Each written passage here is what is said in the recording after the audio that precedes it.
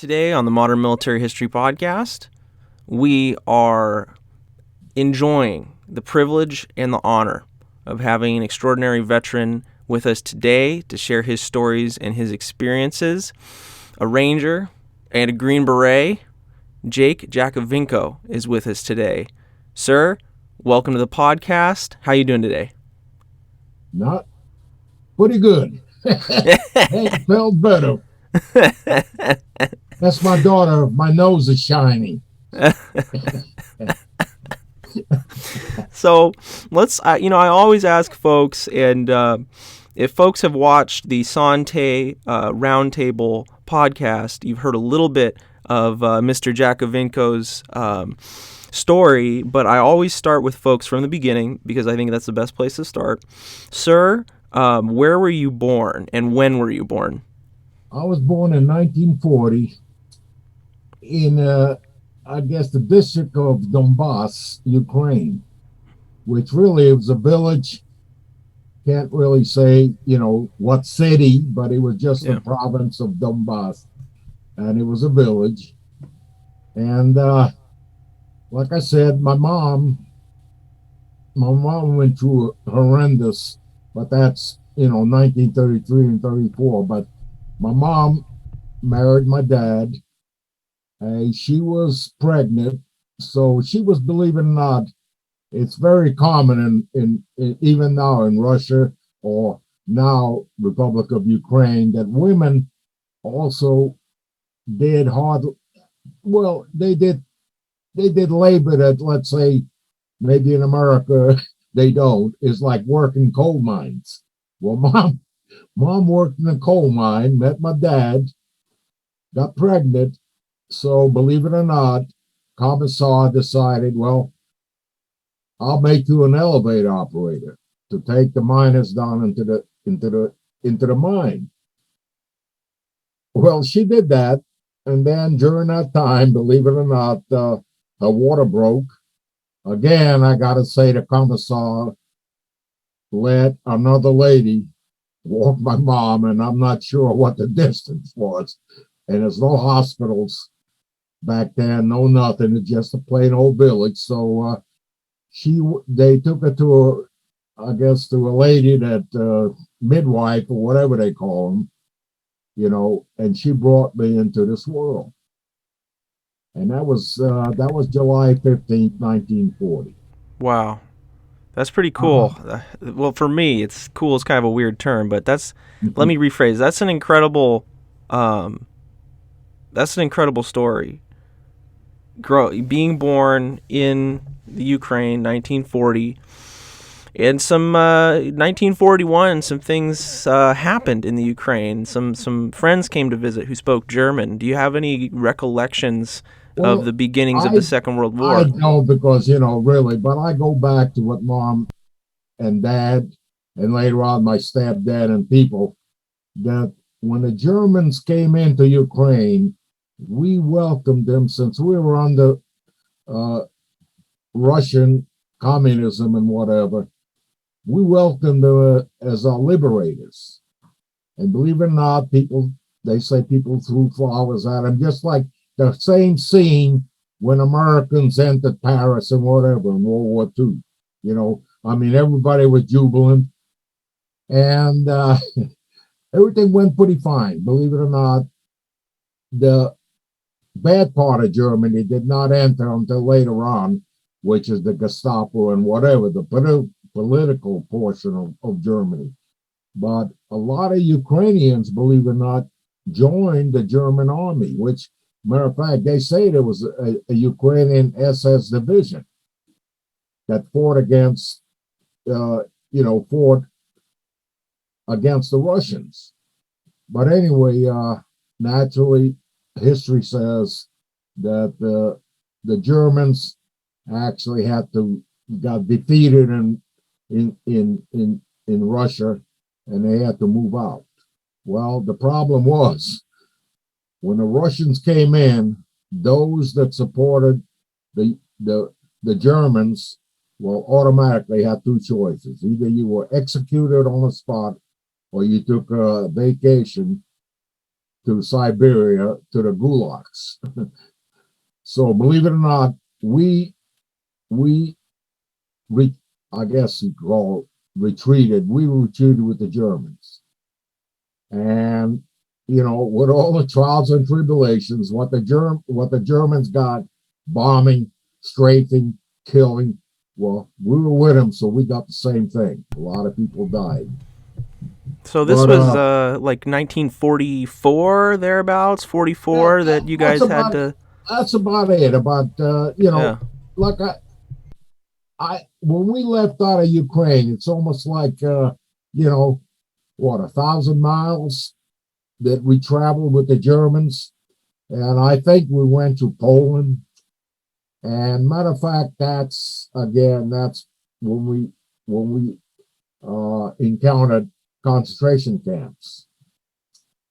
But the Germans treated us at that time like, well, displaced persons. They gave us showers. They DDT'd us, and I know we got on those freight cars, and there was a lot of Jews on there, and they were being prosecuted. Everybody knew that, but nobody knew the horror that was happening to them. But the the freight trains were, I mean, standing room only. But then all of a sudden, I forget which one was the first one. I don't know if it was Poland concentration camp where they took care of us, gave us showers and everything. But then when we got on a freight cars, we had room to sit down, stretch out, or whatever. The Jews were missing, and nobody really thought anything about it until the second camp we stopped in, and I believe that was in Germany now. And again, the same thing. We got DDT'd, we got showers, and again, the rumor went out they're killing the Jews. And by that time, we ended up in Berlin, Germany.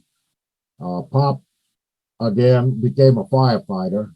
Mom worked in a factory making uniforms for the German army. And I was in kind of I guess, kindergarten, or, they took care of me. And that was toward the end of the war. The only guy I can say now is that the Allies, especially the Americans, were close to Berlin. I mean, they were right outside of Berlin, but they let the Russian hordes or Mongolian that were fighting with the Russians come into Berlin, and that I will end it at that. That is, you got to read the actual story, rape, murders, everything going with it. Yeah. That's a dark, dark chapter Yes. of our history as people. I recently, and I mentioned this the last time we saw each other, I had given a little bit of a presentation on the end of the war in Europe because it just fascinates me what happened when the Soviet Union and the Nazi Germany they clashed. What happens when a rock meets a movable object meets an unstoppable force, and I mean that was the horror experienced when Germany and Berlin fell. And that in itself is just an amazing, just incredibly dark but amazing piece of history.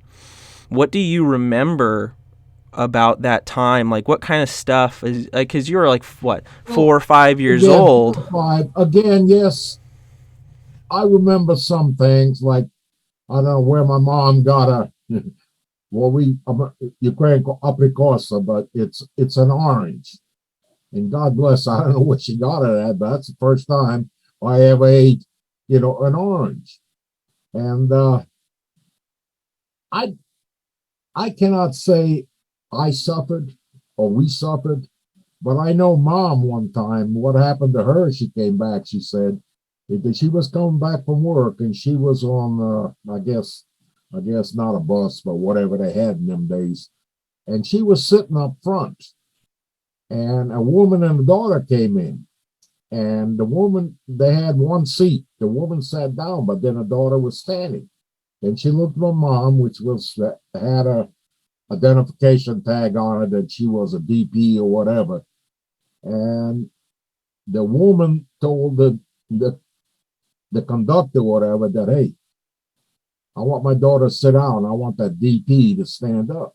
Well, my mom said, hey, I worked all day. I'm old. She's young. Well, anyway, she got into, I guess, kind of a confrontation with the German lady and a daughter and a conductor. So, well, the conductor stopped. All of a sudden, my mom was arrested. And she ended up, believe it or not, God bless her, she ended up in front of a Gestapo. And, she, again, told him what happened. And, and he looked at her and he says, a German and even a kinder, which is a child, has priority over you. You're lucky right now. I'm going to let you go, but you're lucky. And believe it or not, that's how close my mom came to going to wherever people go after they see Gestapo. But the big thing was that the firefight was going. I mean, we were right there. First of all, the Allies were bombing the hell out of Berlin. I mean, at the end of the war, what they were using, especially Americans, the British came at night, and I believe the only reason Americans came in the daytime is that they had that Norton sight or whatever that was so accurate. But they were using what is now known as them phosphorus bombs, which really set everything on fire, but the fumes suffocated you, and they would land on top of a building and burn its way down to where the people were. So that was one thing, you know. But during this firefight, with the Americans being outside watching, but the Russians are in there doing their worst, people started trying to get away. And believe it or not, even at that time, the Germans tried to help the population, whether it was DPs or what. So they had avenues of escape. One where we all ended up with, and that was thousands. And I believe it's in history in a record. It was an underground, I guess, some kind of a subway system or whatever. Well, that place was packed. For whatever reason, somebody said, hey, there's another avenue of escape. It was coal barges at such and such canal. So believe it or not, we left, thank God. But later on, come to hear, for whatever reason, either the Germans or whatever flooded that and killed probably drowned 1,000 people.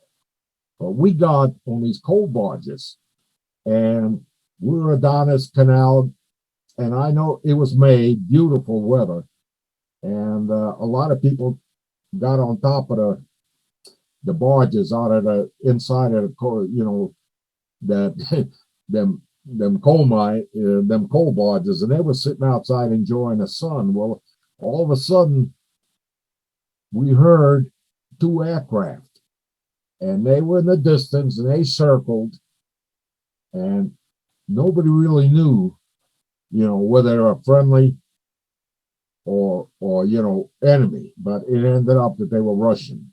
I think they called them Yaks at that time, Russian fighters. Well, they came over first time, came around. The second time, they opened up with machine guns. So you figure all these barges. I mean, I'm talking about, if you ever seen it, 4 or 5 barges packed with hundreds, probably 1,000 people on them. Well, they made the first gun run, and then they went up, came around. By now, everybody was scrambling. I know I was one of the ones that, I don't know how many feet I fell, but it was only one ladder going down back into the coal barge. But I know people were just scrambling to get in there. And they came around again and made another gun run and killed some more people. Well, after that, for whatever reason, they never bombed us again. They never strafed us again. But Uh, it was pretty bloody. Let's put it that way. So what they did is, I still remember that really, is everybody came topside. Well, all are dead. They dumped them over the side. And I remember still bodies as the barges kept going, the bodies in the water, you know.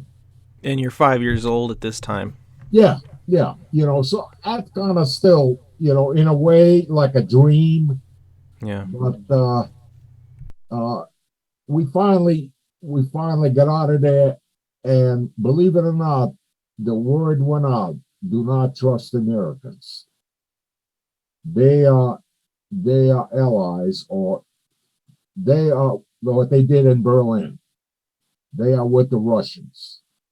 So what they established then back then is what they call DP camps, something like a concentration camp, but not really. They fed us, but we were displaced persons. Well, what happened is the Russians wanted the people back. So they would come at midnight, to these camps, and all of a sudden the Americans disappeared.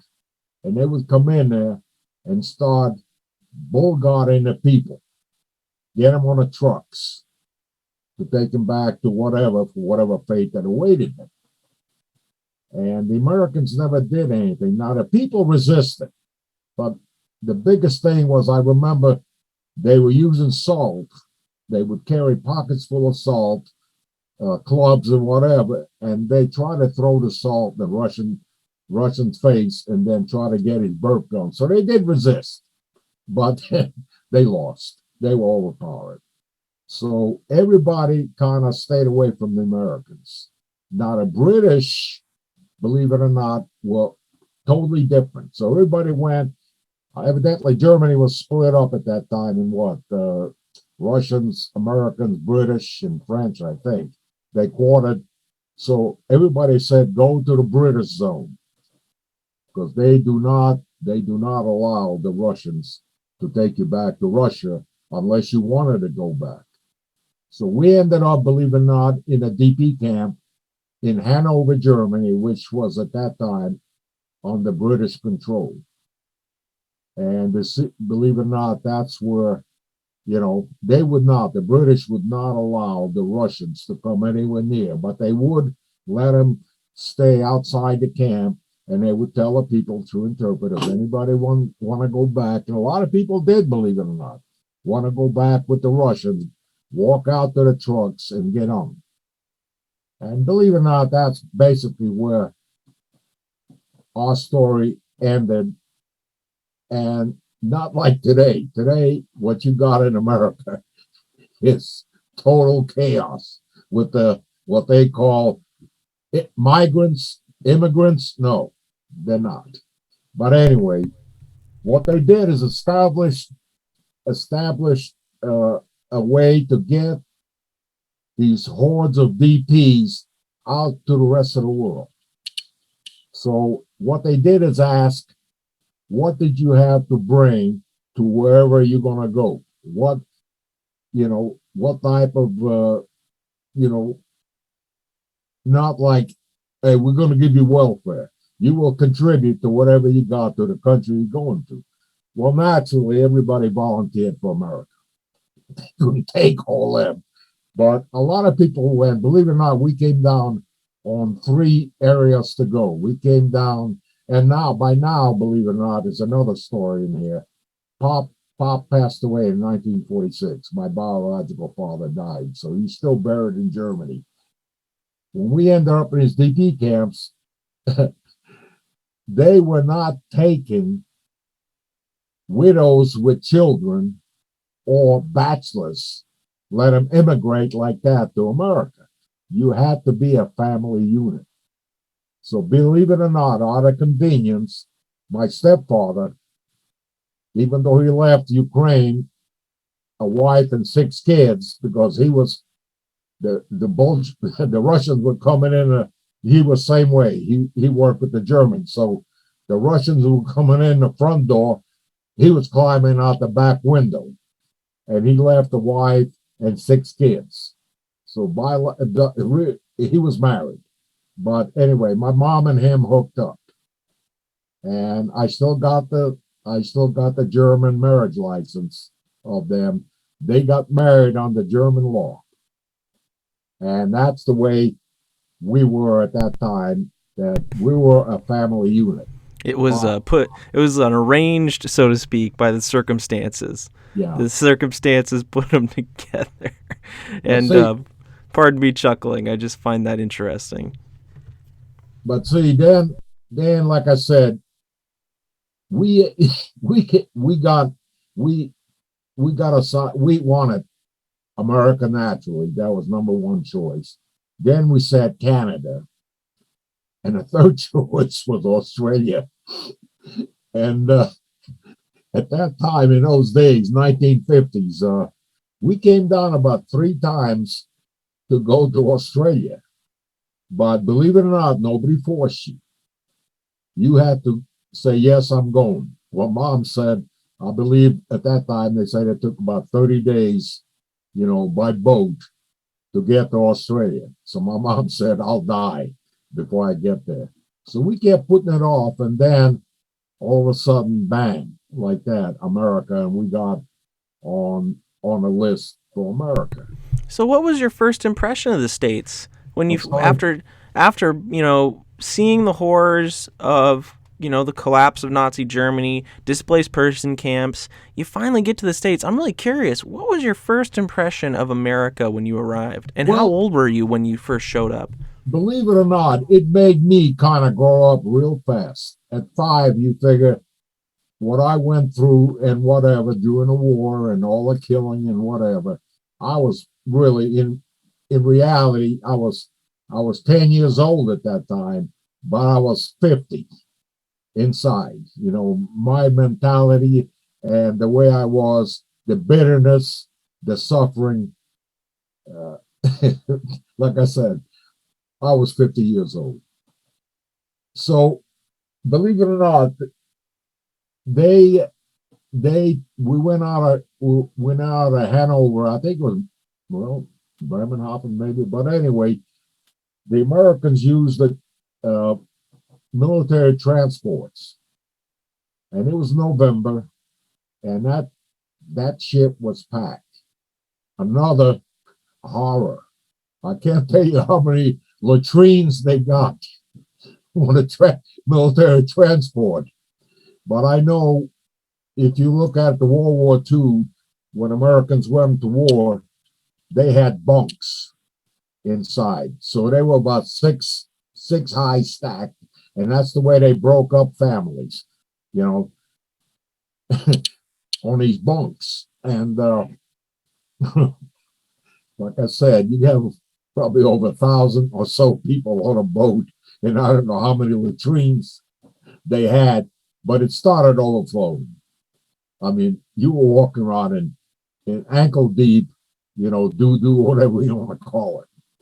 And the Atlantic was pretty rough in November 1950, believe me. So with all that, with people also vomiting, throwing up, it was a hell of a trip. It was not the Queen Mary, let's put it that way. But, but believe it or not, the Americans, they were good to us.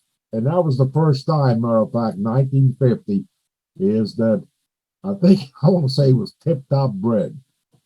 But that's the first time we called it botany bread, botany cleve, which is cotton bread, because it was white, soft. We were used to hard, black, crusty old bread. But anyway, we most of us kids thought it was cake, because we did have sugar, so we would wet the bread and put sugar on it, and that's the way we ate it. And then also, believe it or not, they gave each family a box of Hershey bars, and that was like gold. I haven't ate a Hershey bar. I mean, that was my first experience of Hershey bars. But the greatest thing is, after I believe it was about 10 days of this type of a trip, all of a sudden we everybody kind of was topside, and it was kind of magical, really. It's almost like the Wizard of Oz and Dorothy going into, all of a sudden we were passing the Statue of Liberty. And it was early in the morning. It was kind of foggy, but then you can hear Manhattan, the traffic and whatever. But as we came into Ellis Island, it was kind of a magical thing. Here we are, and all of a sudden we're in Ellis Island. And again, America at that time was great of handling, let's say, I consider us immigrants. I mean, we got medically, it took about 3 days to process. Medically, they took care of us that way. They checked your political views, especially people that were with SS, which a lot of people, and they were actually marked with the SS mark. And matter of fact, that automatically stopped you from coming to America. They would not allow you. But a lot of people cut out the SS. But if you had a scar where the SS mark was, that made you that you ain't coming either. But it was a very, very, very thorough examination, medical examination, political examination or whatever. And then finally, believe it or not, and this is not known, they automatically, since they wanted to know what is your trade, what are you bringing to America? So mom and pop, they said, well, we're sort of like farmers. We farm and we raise cattle. So they were kind of like, hey, the best place for you. And I don't know how they did it, how they plugged it in, but evidently they had your trade somewhere where a rancher outside of Ashton, Idaho, all of a sudden says, well, we'll take you. So here we are now, being bought. And now Christian groups, I think, and this is the funny part, believe it or not, another welcome to America. And hey, so they put us in downtown, I guess, Manhattan, out of Ellis Island in a hotel. And thank God the guy turned the lights on, because we never seen that type of, where we were at or where we went through, we never seen where you can throw a switch and you have a light. So thank God the guy turned on a light. Oh my! And then also we started examining. We never seen commodes.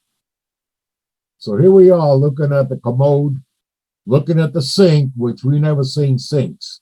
Everything was out of a bucket where we came from. And then this humongous bathtub. So we're standing there deciding, what do Americans do with all these appliances or whatever? So Pop decided, well, the sink is, we drink water. That's where we get water. The commode, well, maybe wash your feet or whatever. And then the bathtub, well, maybe we wash clothes. But Pop my stepdad was a very unique individual.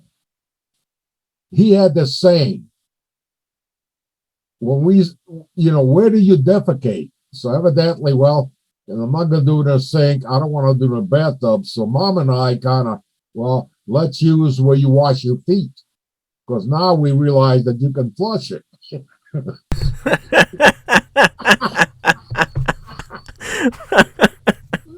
Well, anyway, I don't know to this day where Pop, he never used the commode, because he had the saying.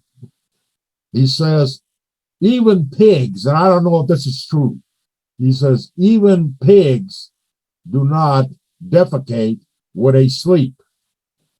That was his big saying, and I don't know if that's true about, pigs not defecating where they sleep. Maybe outside, but anyway, I don't know where he went, but he never. This is Manhattan. He's just out in the corner. But anyway, Oh man. believe it or not, it was great. We had we left New York, and I think the first place we had to stop was in Chicago to Hmm. change trains. And believe it or not, they had a family there waiting for us. Mm-hmm. Out of hundreds of people out there at the train station, we stood out like a neon light. I mean, the way we were dressed, and we were carrying a little. We had a bucket, and we had the zinc tub that all of us. No, we didn't have suitcases, so everything we had was either on our back, in the tub, or in a bucket. So we stood out pretty prominently that the people, and then we had a tag on there. We couldn't speak English, but it had kind of an explanation on you, When blah did blah blah. you when did you learn English? Well, English came along. Believe it or not, I started learning English back in a DP camp. Hmm. So I had some knowledge of English, but not enough because I believe I was in the sixth grade back Kids there. learn languages really fast. When you're younger, I think you learn languages faster. Yeah, So yeah. when you were in America, it must have came pretty quick, especially Well, once you got in school. well, I did, believe it or not, but still, I was good. I was very good at mathematics Hmm. and whatever that was international. In other words, addition, subtraction, division type problems I can handle. But I had problems with reading, writing, that type of skill. So what they put me on in school is I was already 10 years old. They put me with when we got to Idaho. It's like little school on a prairie. Uh, all grades sat in the same room, one teacher. Yeah.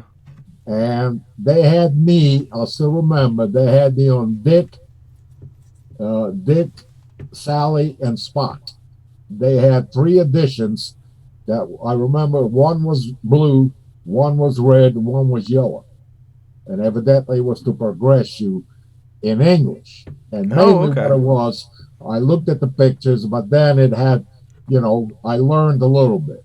Hmm. And the kids were pretty cruel in them days, really. I Mm-hmm. mean, I stood out like a big, dummy, 10 years old, big old boy with these little 1 year, 2 year kindergartners, you could say, you know. So naturally, I became a big joke and whatever. Even Oh. though I spoke a little bit of English, the kids that were in the eighth grades, I think the classes went to eighth grade, and then high school, I think, was about 15 miles in Ashton, Idaho, which was a town. But out here on the prairie was just a little old house. And the boys, 15-year-olds, we had kids, and there was pretty looking 14-year-old girls, 14-year-old boys, you know how that goes. But then they would the boys would come to me and they would try to teach me English. Well, the English they were teaching me was was foul. In other words, and then they would encourage me to go to prettiest girl in a class, and I would stand there with a big stupid grin on my face, and I only have propositioning her to have sex. She comes upside my head, and I run back, kind of, and I'm bewildered. What the hell is going on? But see, the other what young did girls, what did they tell you and you her were name gonna was say? Claire. Her name was Claire. Well, she slapped me upside my head and whatever. And but the other young girl says, "Hey, them boys put him up to it. They're the ones that made him stay at it. He don't know. He don't know that he was you cussing or asking her for sex. Them boys did that. So when she came over, she had tears in her eyes, And she kind of raised her hands, and I put my hands up because I figured, well, she could have slapped me again. But now she was hugging on me. Oh. And believe it or not, she became one of my best friends. Oh. And her and her mom lived close. I mean, it was close to I guess, to the mountains or, the Rockies or whatever. Yeah. They had a cabin. And I remember she used to come to work sometimes, believe it or not, with dogs in a sled. Hmm. That was how primitive it was in them. Well, when we got to Idaho we got snowed in Pocatello, Idaho. I mean, 20 inches of snow. And a Mm-hmm. family took us in. And that's another thing Pop always said, watch the Americans. Because, we were totally different in food, Yeah. mannerism. So Pop used to say, watch the Americans. What they do, we do. So naturally, that's the first time we come this to pass the plates. Yeah. The Ukrainians, you reach, then you grab. But now, sitting there watching and they're passing the plate around. So Yeah. naturally, Papa ended up saying, man, I'm still hungry. Because we were taking the same kind of portions as the Americans were taking, you know. So that was kind of a thing. But anyway, when we got to out, it was almost like high noon type building. Mm-hmm. The train pulled in. It was snowing like there was no tomorrow. So we get out and we're standing there, and all of a sudden, out of the storm comes a sled with two horses. So in the back of the in the back of the sled is still some, uh, I guess grass or whatever, or for to feed the animals. So we get on a sled and we take off, and it was probably about a 5 mile ride in a snowstorm on the back of a sled back to the house, and then actually the rancher did take us into the house, Mm-hmm. and now now it's close to Christmas, so they got a big Christmas tree up, and everything is just 1950s Christmas, and we're Yeah. in there, and it was it wasn't bad at first, but then, like I said, you know, most people should not ever complain what Yeah. America gave you because Mm-hmm. at that time we didn't even know there was a contract. The guy, the rancher was supposed, and he had a house, he had a barn. He was supposed to give us a certain amount of things, whether it was animals and whatever. And then we worked for him, and Mm-hmm. we had to take bundles of hay. Like I started school, but in the mornings we'd put a sled full of bundles of hay, and as we went out there, we fed the cattle in the snow and whatever. I would take that big bundle, cut the strings, and spread it out there, and the cattle actually followed us Hmm. behind the sled. So you guys got set up with this rancher as part of like a government program Yeah, to yeah, get you yeah. guys integrated. Now But see, I'm kind of curious, and keeping an eye on the time here. I do want to kind of fast forward to you making the decision. You got to the country, you've learned English, joining the military because, spoiler alert, you joined the military. You're on the Sante Roundtable podcast. What was that like for you making that decision to get into well, the military? I always thought, even now, I could never repay Hmm. America for what they did for us. Mm-hmm. You know, so the only thing I can do, how do you pay America back? So I decided I want to pay him back and keep him from ever being what I just came out of. Yeah. I'm going to join the military. But the problem at that time was, yes, I was getting in a little bit of trouble, because I didn't take much crap by being called greenhorn, cannonball, and whatever. So I fought back, and uh, I joined a gang back in Jersey City. We now end up in Jersey City, and I end up going to reform school. Mm-hmm. And believe it or not, it was the judge that kind of I was in front of him too many times, Yeah. and he was a paratrooper in World War II. Oh wow. You know, so he says, "I'm gonna tell you something." Mm-hmm.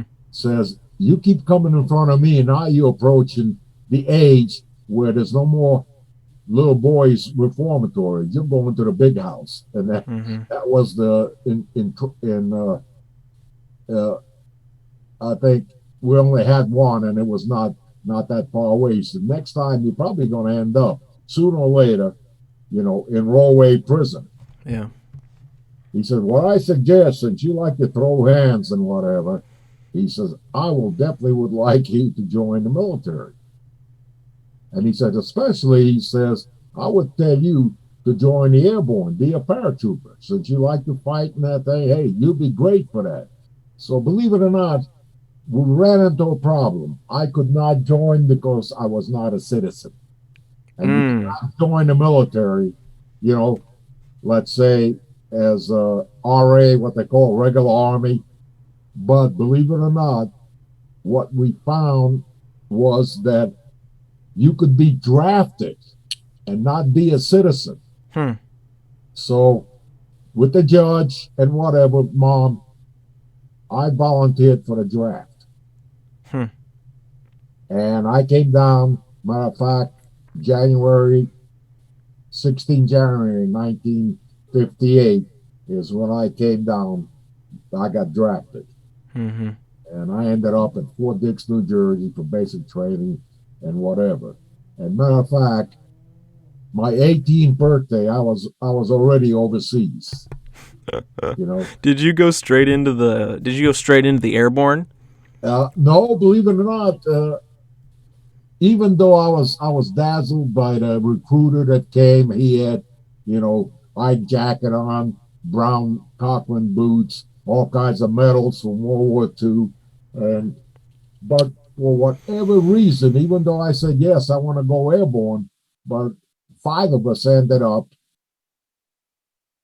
in we were my MOS at that time. I went through. I had to still go to basic infantry, but my MOS at that time was transportation, light and heavy truck driver, 640 and 642, what they call MOS. So they took five of us. The rest of most of the class was going to the 11th Airborne Division, and they were standing by to go to jump school. But five of us got picked to go to COMZ, which is in France, communication zone, as truck drivers. So believe it or not, that was my other problem that was kind of haunted me in the Army. Since I decided to be a paratrooper, I ran out to Wrightsville, right outside of Fort Dix, and I got an airborne tattoo. Oh no! And I now didn't you're a want to be. truck I didn't driver. want to be a newbie. As a matter of fact, I still got it right here. Yeah, I see it. But, And you're but driving. Wait, then, you're driving trucks with an Airborne tattoo. yeah, Oh well, boy. that was all right until I got out in 1960. I only served 2 years. I got out and I had to go in the reserve. So somebody at work, I was working at General Motors spraying cars, and somebody said to me, "Hey, I was looking for what do you suggest? Where I should, National Guard, Reserve, Army Reserve?" And somebody said, "Jake," he said, "you speak all them languages. At Camp Kilmer, there's a unit down there, and they call them Special Forces or something, and they're looking for people, that speak languages." So believe it or not, I went down there and bigger than crap. B Company, 11th Special Forces Reserve, and they welcomed me like, oh my God, yes, you know. So, So what are the four languages you speak? well, Ukrainian, I German, spoke English, and what? Ukrainian, and naturally, since you speak Ukrainian, you speak also. You understand Russian, you Right. understand Polish, and back there, when I came out of France, I spoke pretty good French. Mm-hmm. So they asked me, 201 file, which is your military history or whatever, and your honorable discharge. But they couldn't see nowhere in my record where I've been to jump school. But here I am with an airborne tattoo. So naturally, you gotta lie. Oh well, yeah. Well, we don't see it in your record that you've been to jump school. So believe it or not, the company, 11 Special Forces B Company, they had us within a unit. They had uh, a free fall club, and they jumped on weekends. So they said, "Well, you got to go to jump school, but before we go, why don't we go ahead and put you out of an airplane, and that way you'll see what it's all about." Give you a taste. Well, believe it or not, one Sunday morning up near Montgomery, New York, at an airport, that's where they all met.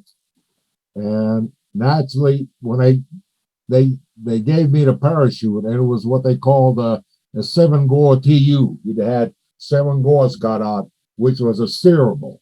You had toggle lines and you could steer. Well, I didn't know a parachute from a ham sandwich.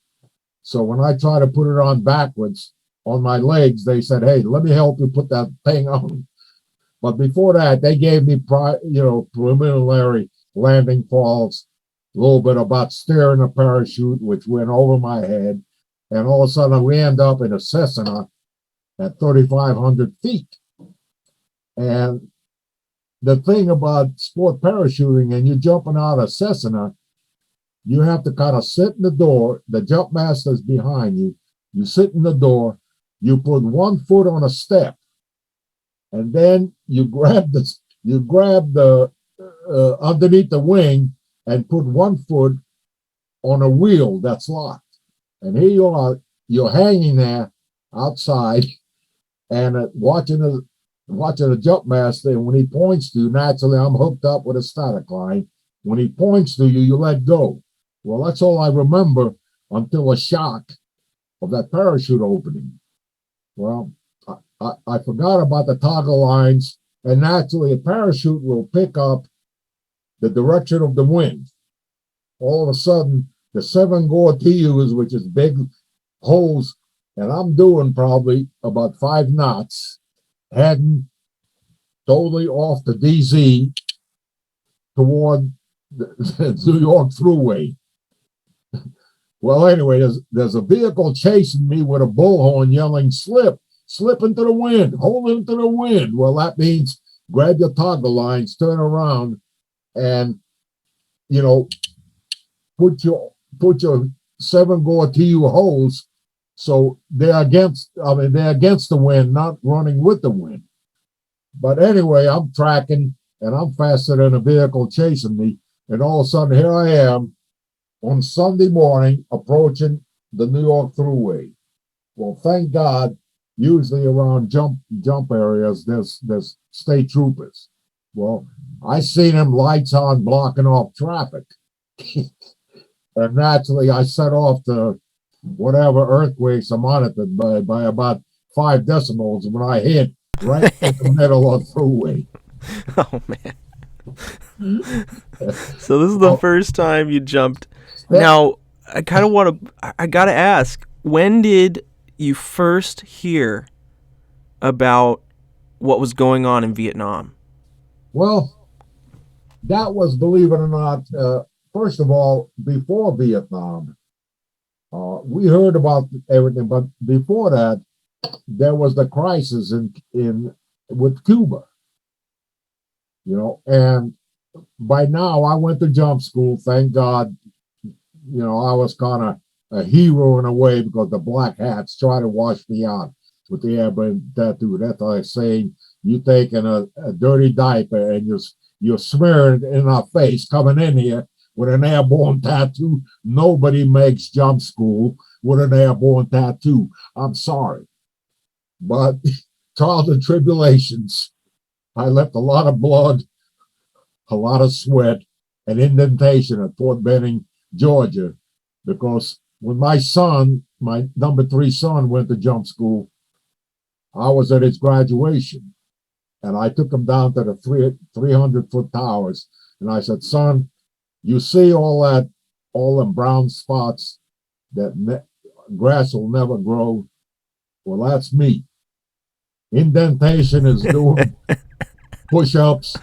And I said, all that sweat and blood and tears is what's making that grass not grow. But anyway, uh, I stayed with the 11th Special Forces, and I was working at spraying cars and in a GM factory. And that time the stuff with the Cuba started. So I'm listening to the transistor radio, and all of a sudden I thought that the war was on.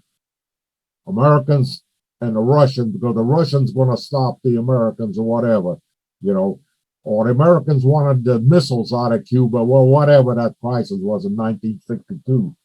Well, anyway, I thought the war started. Americans and the Russians were shooting. So I called the relief guy. I said, hey, partner, I said, I got to go. The war's on. I said, I got to leave. He said, you just had a break. I said, no, I'm leaving forever. I'm going back in the Army. So, I left, but it was about 3 o'clock in the morning. I was on a night shift. So, there was nothing. I went back home and I got my, discharge forms, 214. And then I went back to on what they call General Square in Jersey City, where all your recruiters were, Marines, Army, and whatever. Well, believe it or not, I sat in the diner all night dining, and I was watching, the recruiting stations. And then all of a sudden, they started coming in. Well, believe it or not, the first one I went to was the Navy, because I wanted to be, I seen that movie back in 1950s, UDT, so I wanted to be, I wanted to be a UDT, a frogman. So I walked in, they said, hey, a chief was sitting there and said, hey, look, I want to join the frogman. I want to be a frog. So he looks at me, he said, son, he says, that's portion of the Navy, but that's totally different. First, you got to join the Navy. And I always like to make a joke out of it. It wasn't, but he said, first of all, you got to take a test and fill out these papers. Well, fill out the papers. He notices, I noticed you're not a citizen. You didn't mark that you're a citizen. I said, no, I'm not. And then I was fumbling around with the test book, and I guess I had it upside down. I always like to make a joke of it. And he looked at me and said, son, he says, I think the Marine Corps can use you. So you're holding the book upside down. Son, I think the Marines can take it. So I went to the Marine. Same thing here. I mean, he thought I was going to be a great. I mean, that's it. And then actually, again, it was a movie that was driving me. I think it was Gone Ho back then, that was driving the train for me. And he says, sit down. And then again, he looks at the application. He said, you marked that you're not a citizen. And I said, no, I'm not. So believe it or not, I could not get into the Marine Corps. Air Force, I never even tried. But what the recruiter said, he said, why don't you try the Army? And believe it or not, again, I looked over and the Army recruiter just came back. He just opened up and I was right behind him.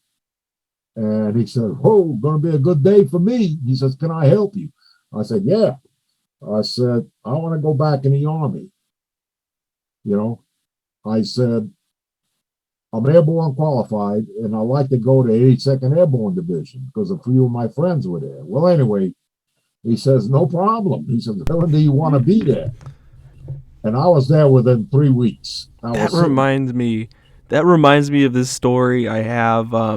So I just had a guy on the podcast, World War II veteran. His name is Frank Heil, and he was, during the Second World War, he was a sub hunter. When he flew B-25 Mitchells off the East Coast, and they hunted for U-boats, which were picketing out there to take out our shipping.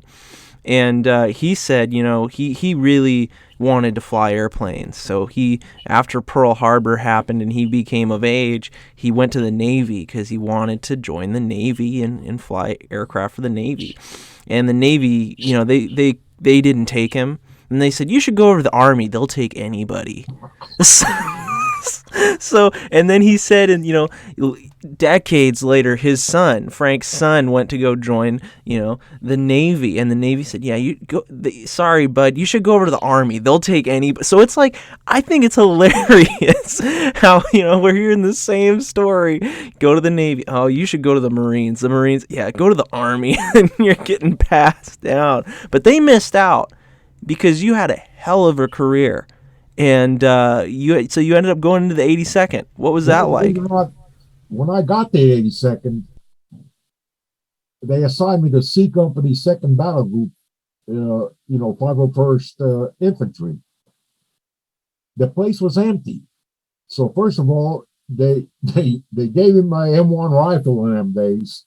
They gave me all my equipment, and then they took me down to Pope Air Force Base, where, as far as you can see, was C-119 aircraft with paratroopers sitting by him with live ammunition, the whole works, ready to go into Cuba.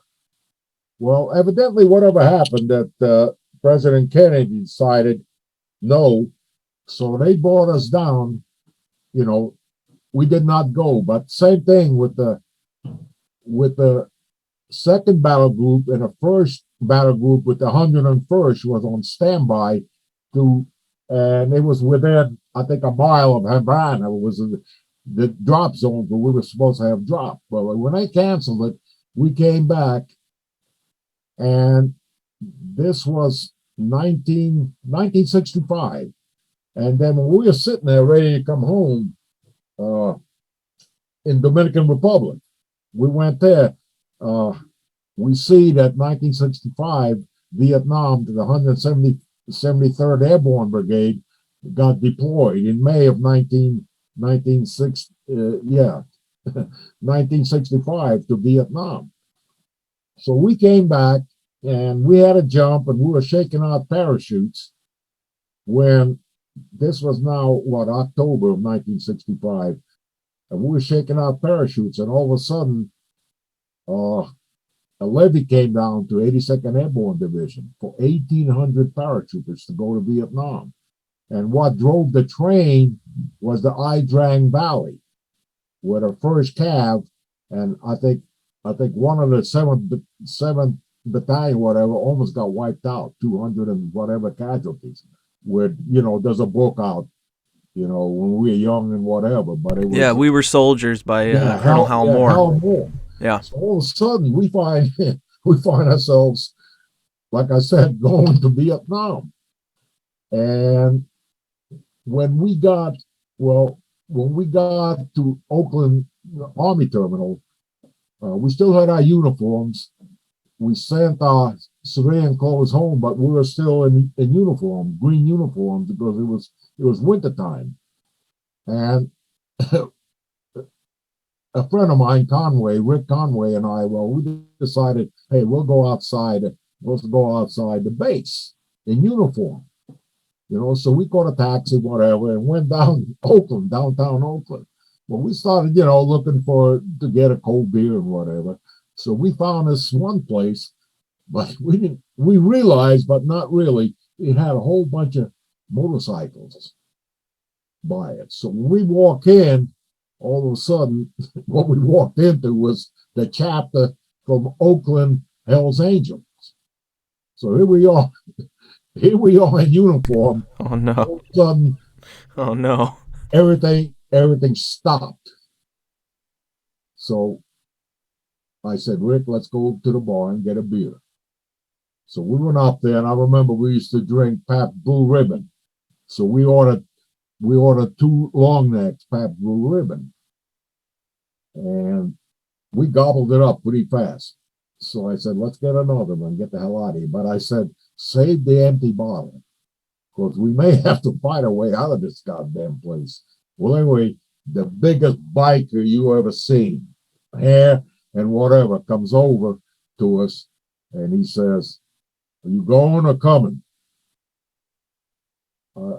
We said, what?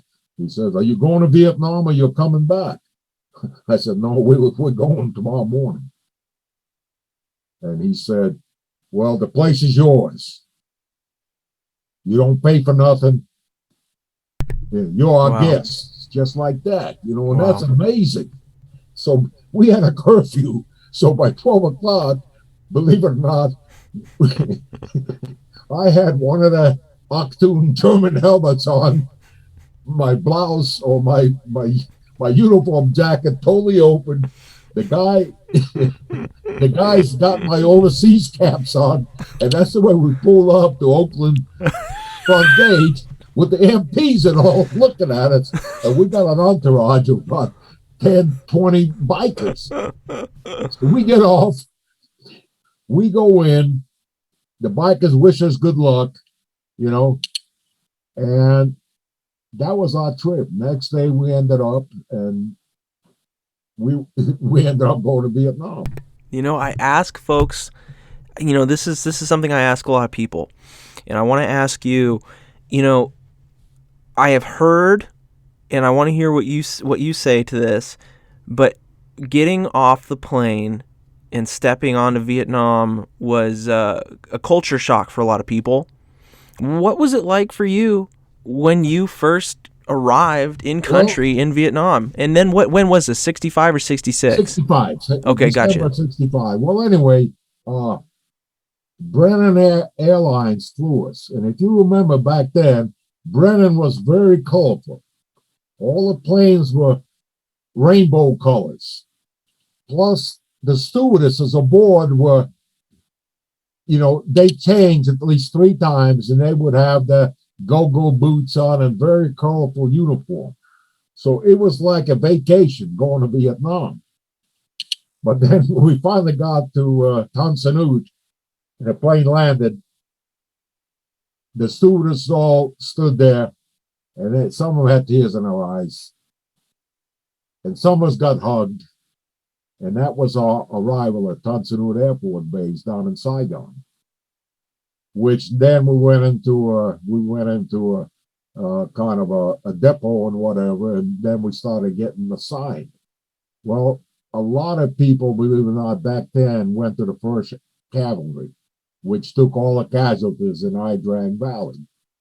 But I ended up going to 173rd Airborne Brigade right there in Benoit, and that was the beginning of my trip in Vietnam. And actually, I was with the infantry. Actually, you know, uh, we were engaged quite a few times, lost some people and whatever. What But was then the first when was the first time you saw combat with the 173rd? probably no more than a week after I got there, we were on operation. I think it was War Zone D, matter of fact, and we had a very colorful first sergeant. He was black, and his name was Jackson, and but they named him Hammerhead. So he was a very colorful person. We on the first operation that I was on with him, he got hit in the leg, and we were totally, basically surrounded, fighting for our lives, almost out of ammunition.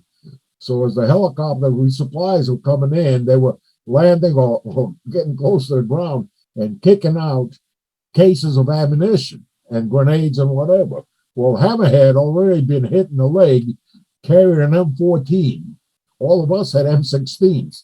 Hammerhead never got rid of his M14, which was a lot like an M1, big, long, heavy 20 round magazines and whatever. Well, that's what he carried. So he would run up to the helicopters, grab two cases of ammo, and bring it up to the line where we were fighting. And finally, he left. Bless his heart. He's. I wish I could see him because he was a command sergeant major when he retired. And matter of fact, he goes to a lot of the 173rd reunions that we have, and I wish the hell I could go. But he was totally fantastic. Matter of fact, he saved my career. We came off an operation. This was before he got wounded, and we went downtown. Well, we got liquored up. We had a new platoon sergeant, a guy by the name of Staff Sergeant First Class Young, and I knew him from 82nd back there. We served together. I was a squad leader. Well, He came in and he didn't particularly care for our grenades and our webbing with all ammunition, our M16s being hung on a bunk or whatever. He said, thought he was back at Bragg. He said, well, the weapons got to be locked up. I want the weapons locked up. Well, nobody knew, but this stupid bastard, when we went downtown, nobody realized when we came back at midnight curfew, nobody realized our weapons were missing. And I'm talking about our platoon, second platoon is on a perimeter. You know, we got bunkers right behind GP medium tents, and people are mining them. And God forbid, you know, when you get hit, you grab your weapon and you hit them bunkers. Well, next morning, Young comes in and he says, I want everybody to get the M16 and come out here in a formation. So most of us didn't realize we had no M16. He took them all and took them in his hooch. So we got there, naturally, he got very colorful words. Where's my blah, blah, blah? It's missing. Somebody got my blah, blah, blah. So we went outside and he said, hey, my M16s are gone. He said, yes, they're in my hooch. Well, naturally, I went off. I called him a stupid blah, blah, blah. You know, I was E5, he was E7. I said, you stupid blah, blah, blah. I said, you mean we slept here all night without our weapons? I said, this is the 82nd Airborne Division at Fort Bragg. This is combat. Well, anyway, he told me, be at ease. Naturally, I came back with blah, blah, blah, my ass.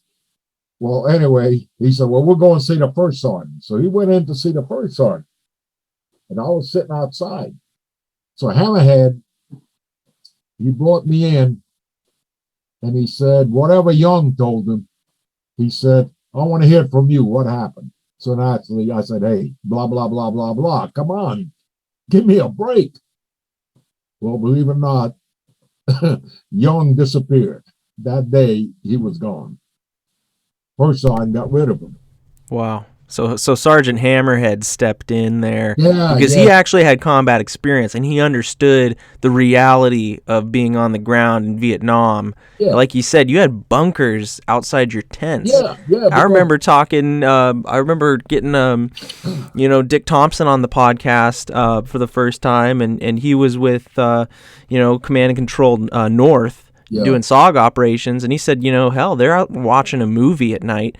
And gunfire just comes in. He would hit the dirt when he first heard it, and then everybody else is still sitting there watching the movie. He said, we get this every night. They're up on the mountain shooting. So I hear this from people that it's like you need a weapon on you all the time when you're in country in Vietnam. In fact, a lot of us had sidearms that we procured or whatever that you slept with it. You went downtown, you had a weapon. Especially there was known cases, I don't remember ever, but they said some people, I don't know what portion of Vietnam, but some people, they go in to get a haircut and a shave, and all of a sudden he ends up with a cut throat, the barber or whatever. So everybody kind of, when you went, like when I went to downtown and got a haircut, whatever, I'd have my PPK with me. And when he put that sheet on me and set me back, I would point to him and point to the PPK that I had in my hand. I said, no, or whatever. But anyway, that's the kind of thing that, you had to put up with. But Hammerhead left after he got wounded. And believe it or not, we had a hell of a company commander that took over. And he had a saying, believe it or not. And we had a new sergeant major, first sergeant. And this guy said, I am nothing like Hammerhead. But I said, Hammerhead stayed with you in a field. I'm a first sergeant. I'm staying back here. But I can guarantee you, when you come out of the field, you won't be eating sea rations and you won't be taking cold showers. I will have hot showers for you, and I will have hot meals for you. Because I'm that type of a first sergeant. And he was great. And then the company commander was even more greater.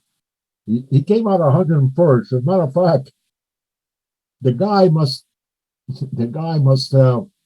I mean, first time he got hit, it hit him in his weapon and it hit him in the chest. But he had a Bible, a little Bible, and AK got buried in that Bible, just barely drew blood on him. Oh my God. And, and the second time, one of his own people, an M79, M79 gunner, cut loose with an M79. And matter of fact, thank God that it took so many meters before the 40 millimeter round got on him, before he went off. So he'd hit Captain Faley between his rucksack and his bedroll and embedded in there. But the guy had a saying, and everybody loved him to death. He said, never send a man where you can send a bullet. So when we were walking through the jungle and whatever, I was, a lot of times, my squad, second squad, was on point, and I always had an M60 machine gun attached to me. So as we were walking, believe it or not, we sprung a lot of ambushes because the machine gun, as we were walking, he would open up and started spraying the hills and whatever in front of us. And a lot of times, believe it or not, there was an ambush set up, and they would spring it. So, so I believe he saved a lot of lives. He was one of those guys that were just, you remember. So I got to ask you, this is 65, 66 now. 66. You're with the 173rd, doing missions, walking point. What kind of equipment are you guys using at this time? Like what kind of web equipment? What kind of uniforms? Well, believe it or not, a lot of us love the old World War II type harness and whatever. It was a lot more comfortable, and you could put a lot of more stuff on it. Because one time we had a one-star come out to the field, kind of to visit us and get his CIB or whatever you want to call it. Well, I've been in the field. Well, anyway, he kind of walked around and he asking squads, blah, blah, blah, blah, blah, blah. So I think in those days, or even now, there is a certain amount of ammo that you carry. In other words, I think the basic load was, I want to say, about 180 rounds that you actually had, so many magazines. Well, when he came up there and he said, what is the basic load that you people are carrying? So I said, well, sir, I said, I'm light. I got 20 magazines in my rucksack and in my, I said, and I'm considered light. And you're light. Every time somebody got wounded or whatever, we picked up their magazines, and magazines were like gold,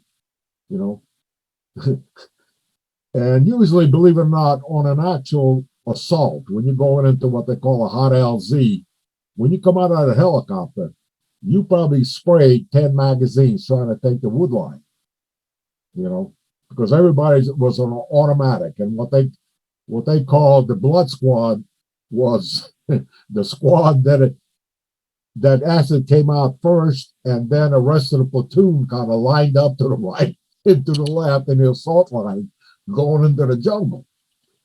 So 20 magazines really was pretty comfortable. But the Army didn't think so. I think it was probably, I don't know, 200, less than 240 rounds you had on you, what they call the basic load. And actually with the grenades and all, I think it was like, I see a lot of photographs of guys, GI units carrying those two mag pouches on the front. I think those carried 3 or 4 each, 20 rounders. And then, it's always kind of interesting to look at photographs of guys who, fresh units where they have that kind of standard loadout. And then you're seeing guys like LRRPs, guys like SOG guys, or just GIs in Marines who had been in country long enough to kind of understand what works for them in actual combat. And the first thing they're doing is putting on more ammo. I had Dick Thompson, who ran missions with SOG on, and I kind of asked him about his loadout, and he said, I carried 50 mags, 50, which is just insane. It's like 1,000 rounds of ammo. So I think 500 rounds you're going in with is kind of light when you think about it that way. Yeah, well, in June of 1966, all of a sudden they were starting up a new unit, and Captain Palmer started grabbing. He wanted all his team leaders, which were 6-man teams, what they called in those days long range patrols. Well, he wanted Ranger qualified, E5 leaders.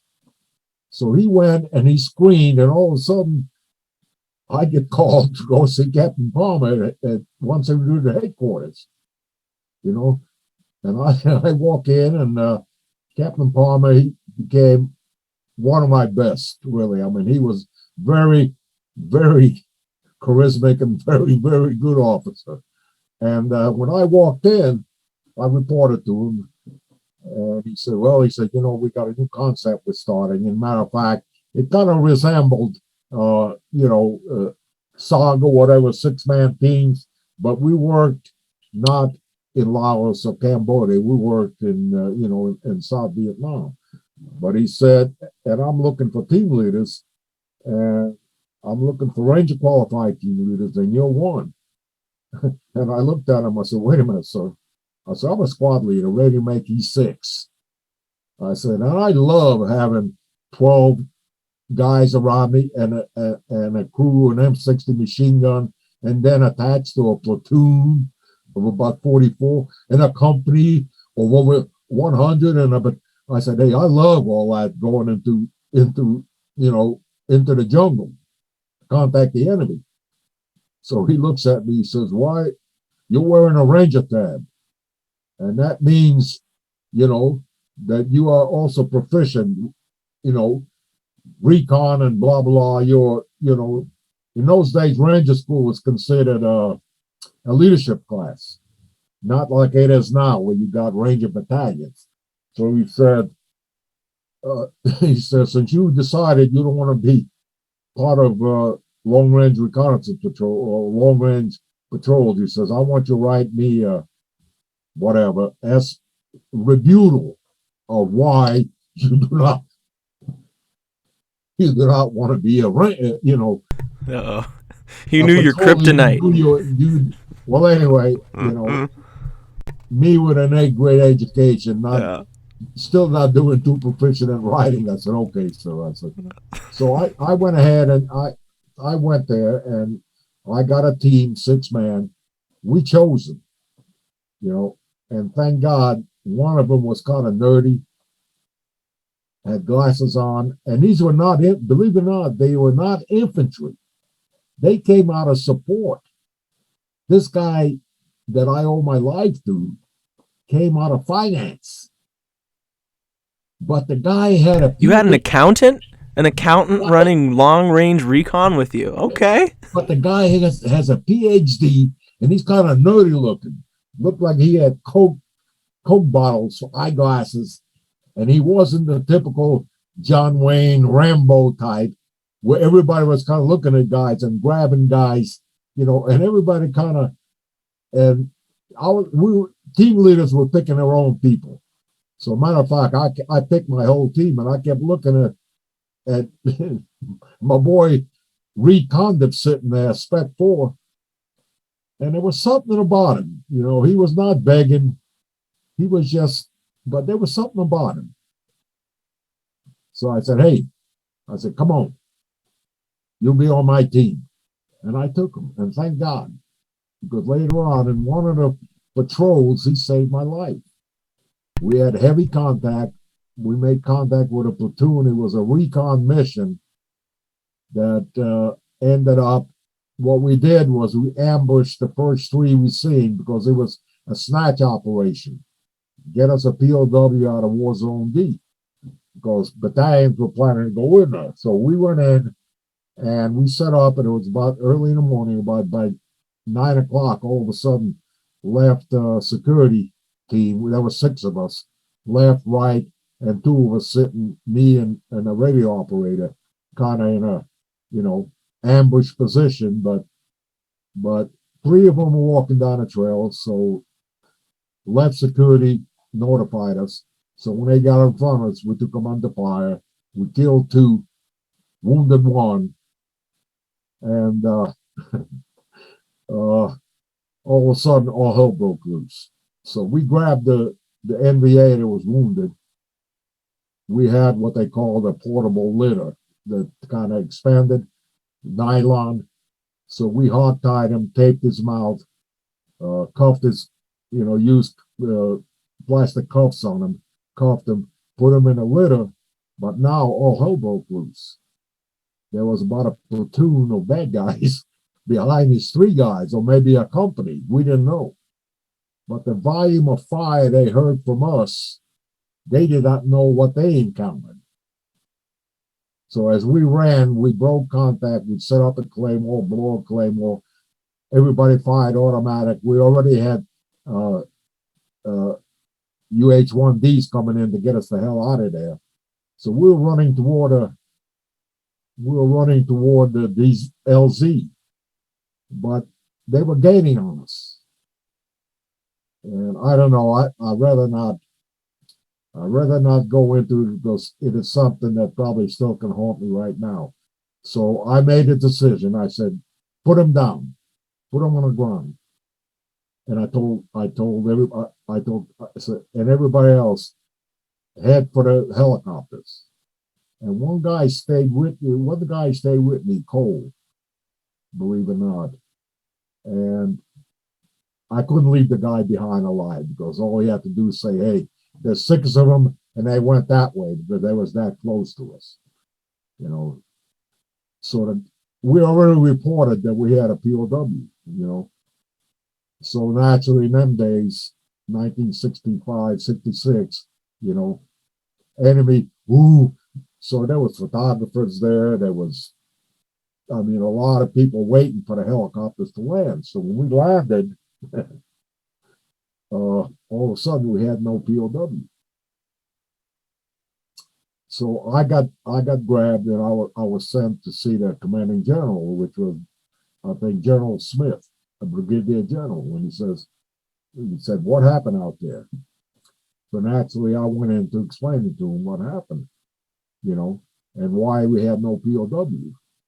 And he looked at me and he said, okay, I'm listening to what you're saying. You made contact. You had a POW. You were under fire. You were running back to the helicopters, being chased being outnumbered and all. You realized that the POW died from his wounds sustained in the actual capture. And I said, well, no, sir. I didn't, whatever, but I said, no, sir, blah, blah, blah, and then he said again, he says, okay, he says, I hear you. Let me say it again. He said, you had a POW, you were being pursued, you realized the POW died. So you left him. Then I realized what he was trying to say. Because, Geneva Convention's in Geneva, not in the heart of Vietnam, being pursued by a company of bad guys, because they would have gave us a chance. So really, my responsibility was the 5 guys I had to make a decision, so I did. Okay, I know.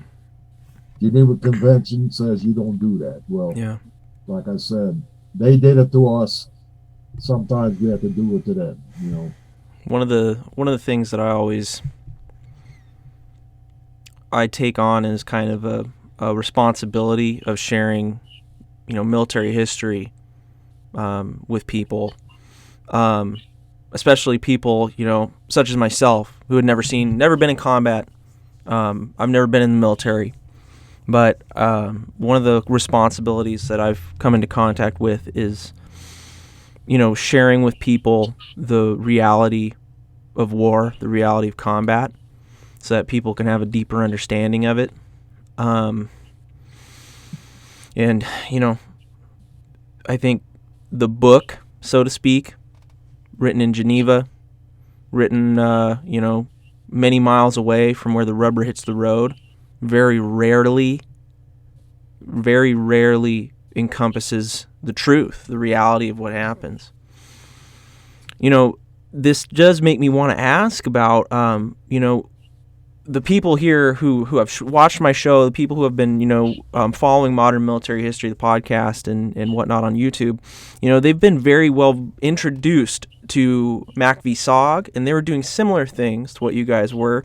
Prisoner snatches, intelligence, reconnaissance, psyops, stuff like that. And even POW rescue missions were conducted by SOG, and we'll get into a POW rescue mission that you were on, later in the war. But at this early point, the formation of the long-range recon, or were they platoons? Were they companies? What did that kind of look like, and can you define for the people who are familiar with SOG but they're not quite familiar with LRRPs, long-range recon patrollers? Can you define what they were and what that looked like, and what they did? They were basically a platoon, and I think we had 5 recon teams, 6-man recon team, and then you had, your radio operators. Then you had the commander, and you had the XO. So it was actually a platoon-sized unit, really, of about probably 40 guys. And I know what they did, and I didn't get a chance. I think 3 teams had to go into War Zone D, but the rest of the platoon went to Nha Trang, and they went to the course under Special Forces, of actually 6-man recon type. Was that the Recondo school? Recondo school. The Recondo school. Yeah. But the people that taught us, they were a unit that actually Charlie Beckwood. Charlie Beckwood was their commander at that time. And they mostly did recon and special missions within a country, not like SOG that went over the border and whatever. Most of their, what the heck they call them, because they almost, it had to be Project Delta. Same thing as later on, they became Charlie's Angels in that Fort Bragg that was, anti-terrorism and whatever. But at that time, they were actual recon units, 6-man recon units within a country. And our people for 173rd went to the 3-week course, which we came back looking like they were. Tiger stripes, equipment that they had, the techniques, the tactics on recon, snatch, ambush, and whatever, which that's what we did. And matter of fact, every unit in Vietnam had what they called, we later on became, I was LRRP, but then when I left, they became and company rangers,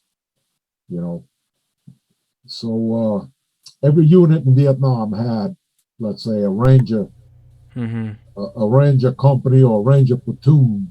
And you guys are doing in-country recon for, if I understand this correctly, let me know. And if I'm getting it wrong, by all means, slap me upside the head and we'll figure it out. But, so like a unit like the 173rd Airborne, large unit, has a platoon of ranger qualified individuals who, when the 173rd needs local intelligence on their operations, they would send you guys out to figure out where the enemy was, get intelligence on what's going on, and you were working with that unit on largely localized missions. Is that correct? Yeah. And it's in country. It's in Vietnam. You're not operating over the border like the SOG guys were. The SOG guys... It was in country.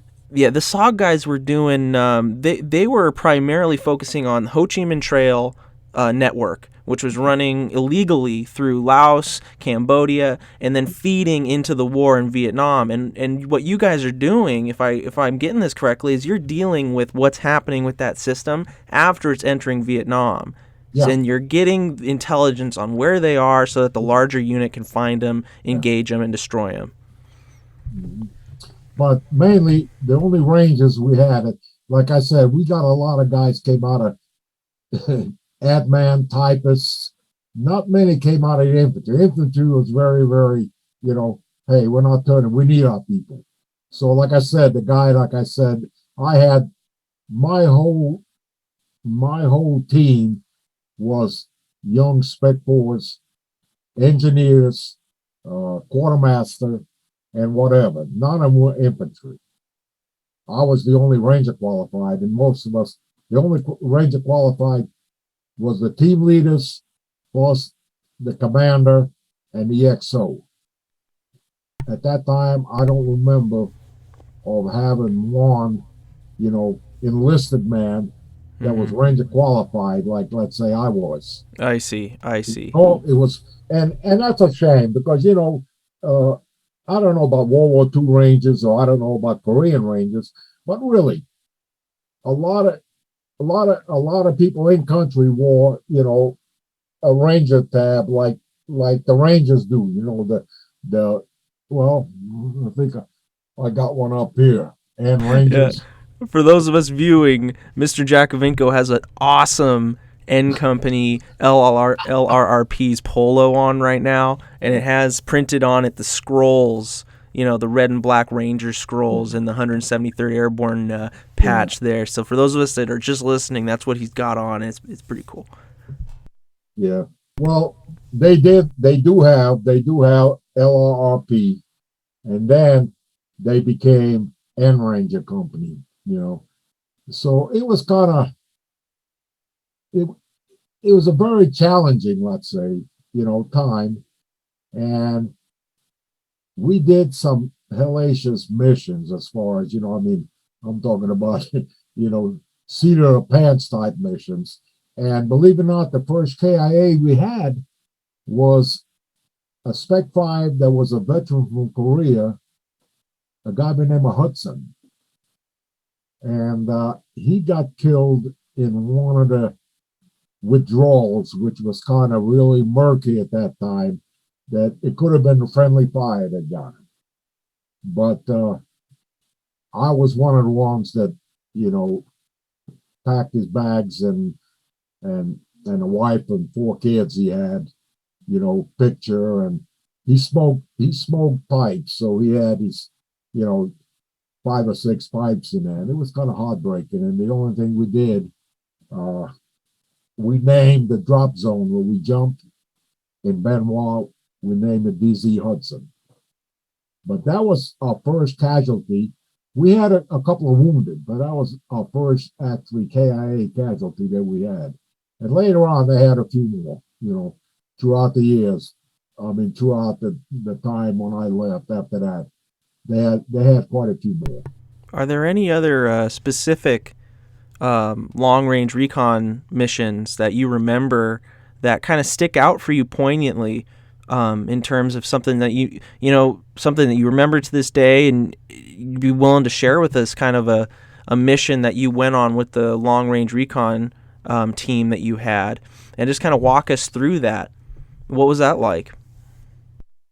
Well, we had, it was later on we were under the 17 Cav, which was E Troop 17 Cav.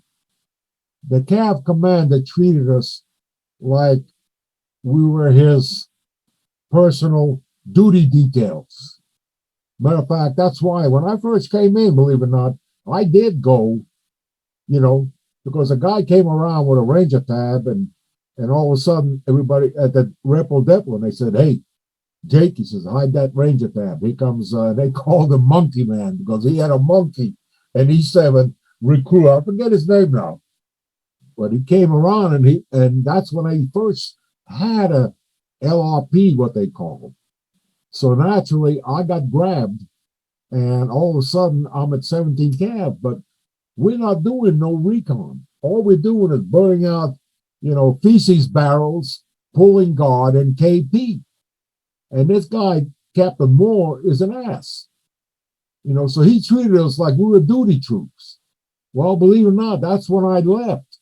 I said, "Hey, I didn't come here to burn out doo-doo barrels." So that's when I left, and 2 guys, Buchim and another little guy, 3 of us went to the second battalion. I went to C company. I think they went to A company, and we came off our first combat operation. And believe it or not, both of them died in an ambush. And matter of fact, the other little guy, his wife was pregnant at the time, so it was kind of a, you know, that he never did see. I think she had a little baby girl, but he never did see her. So that was the first two casualties that I knew that I was with, you know, but they were in a different company. I think B company, 501st, 503rd, and I was in C company. But like I said, we took some casualties later on, you know, because we conducted, like I said, mostly was recon. You recon an area, you look for, you know, like we found caches, we found rice and whatever, and then they send in the infantry and whatever to sweep the area. And like I said, we went on special missions to snatch POW or an ambush to, let's say, just kill as many as you can, you know, and get the hell out of the area, you know.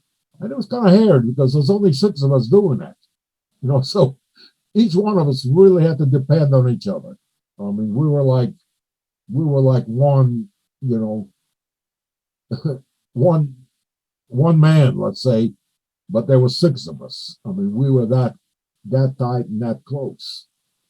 Did your equipment change at all from when we first talked about you were running with you're with the 173rd and the brigadier general's coming in to get his CIB and he's telling you guys you're carrying 500 rounds at that time. Yeah. What kind of equipment were you wearing as a LRRP? You still using the M16 or did you have the CAR 15 by that point? Yeah, now we resemble no CAR 15s, you know, but we resembled a SOG unit. We had indigenous food. We carried indigenous packs. We had tiger stripes on, you know, no U.S. Army or whatever. So we were very, you know, that if you got killed, you know, they got the M16, they got your, what they call PIRs, which is indigenous food. And there was hardly any identification, you know, that you were an American soldier. Even in this, what we ran, you know, which was, like I said, in country. And like I said, I never went to that school, that Recondo school, but most of the people went. And after that, everybody had to go, you know. And once Captain Palmer took over, we became untouchable. We were still with the 17 Cap, but they had no control over us whatsoever. We didn't pull no details. You know, we were untouchable. We worked for Brigade. Brigade gave us orders. We never went out with the CAV when they went on their CAV duties. You know, we went on what LRRP now became, long range reconnaissance patrols. And that's what we went on. And like I said, it was some that was just find, locate, mark, and bring in the infantry. Like one harrowing experience was that we were again in War Zone D, and there was 4 teams inserted. Well, the following morning we started tracking, and each team was spread over War Zone D, but they were all reporting enemy, you know, enemy locations. Like our team ran over communication wire. And then we thought we located the actual base camp because we could hear them, we could smell them and whatever. So I reported that. And believe it or not, what happened is that they decided, even I told them, I said, hey, it may be a regiment in the area. You know, I said, send in a battalion or 2, send in the 1st and 2nd battalion. That's what I recommended. But they decided to send in what they called an Eagle Flight, which is a rifle company. And it happened to be A company, 2nd battalion, 503rd. I was in C company back, but now And since I am the closest thing and the closest to whatever, they make my team the team that's going to receive the Eagle flag coming in. So we went ahead and we reconned the LZ where we wanted them to land. Well, believe it or not, we heard him coming in. We got radio contact. We authenticated, and they said throw smoke. We naturally threw smoke. They authenticated the smoke. But Captain Kelly, which was the commander of their company, looked down, looking at his map, and he says, I think we'll go another 1,000 meters. That's a bigger LZ. Well, believe it or not, when they landed and went into the assault, they got ambushed. And matter of fact, believe it or not, they lost almost one platoon. And one of the guys later on, after the Sante raid, I met him. He was a staff sergeant then. And he got awarded the Medal of Honor after that action. But even better, I'm hot-headed.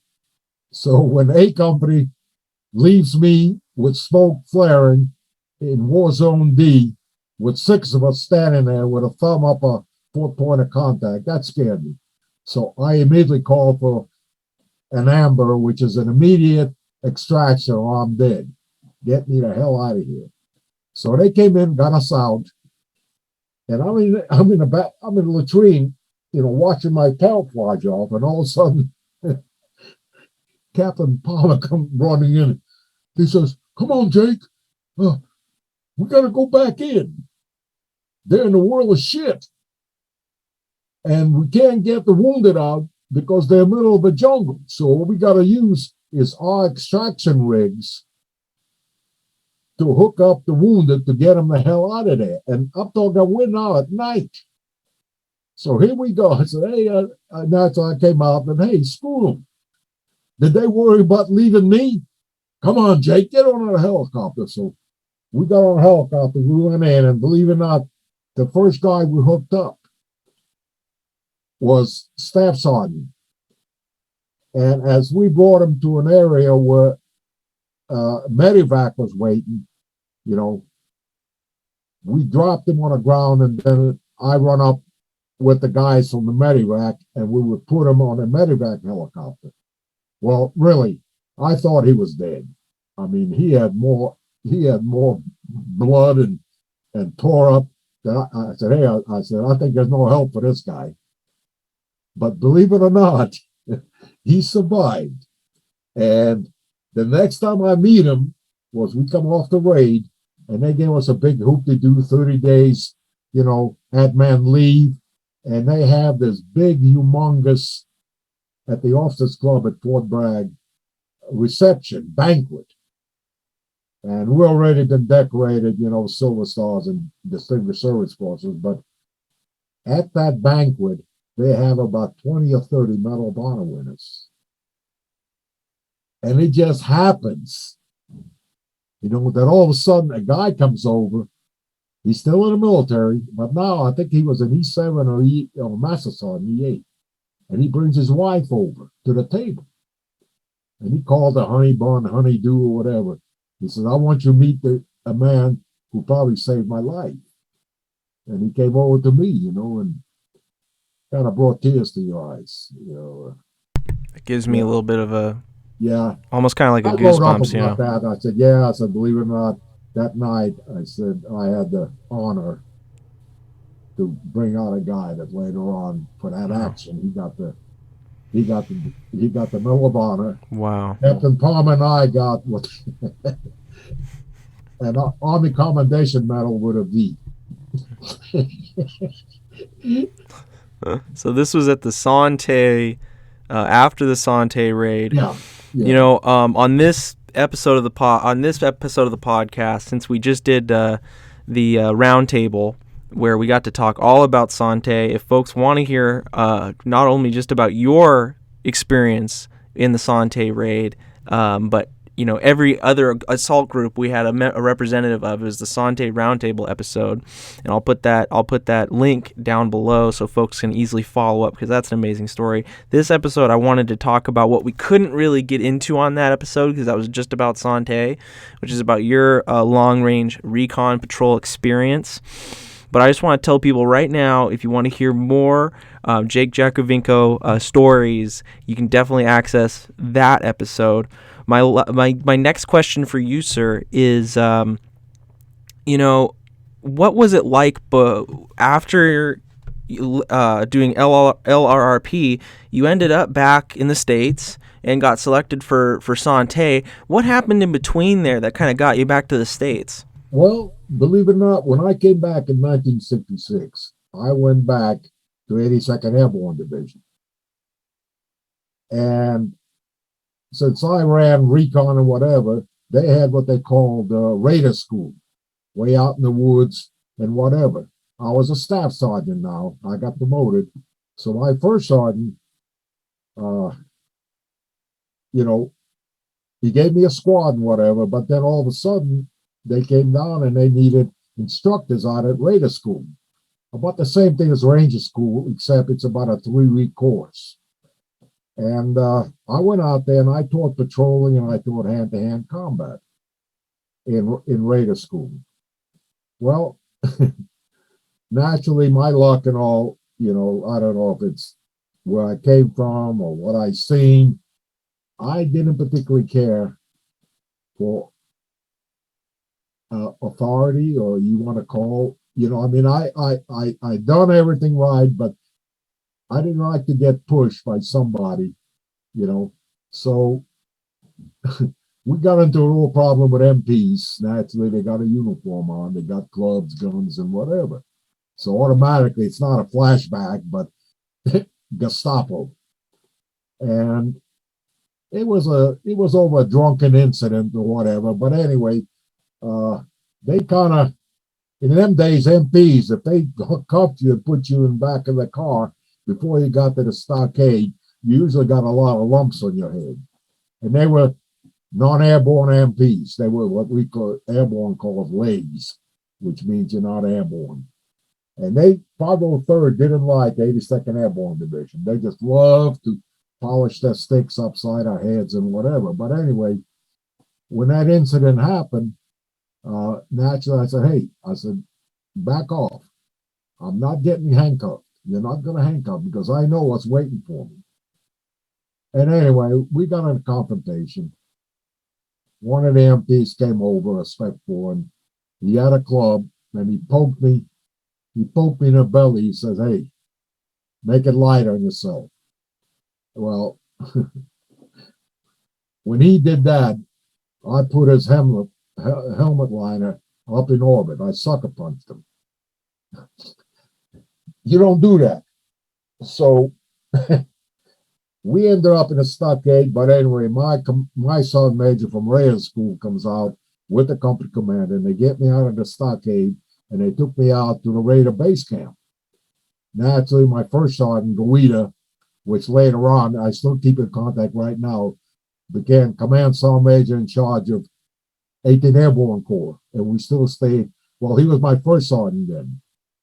So things happened. They brought me back to the company, and naturally, I've been busted already in 1963. Same thing, fighting with MPs. So really, now I know if the 82nd Airborne Division finds out about this, I'm going to stockade, probably dishonorable discharge, and probably a bus.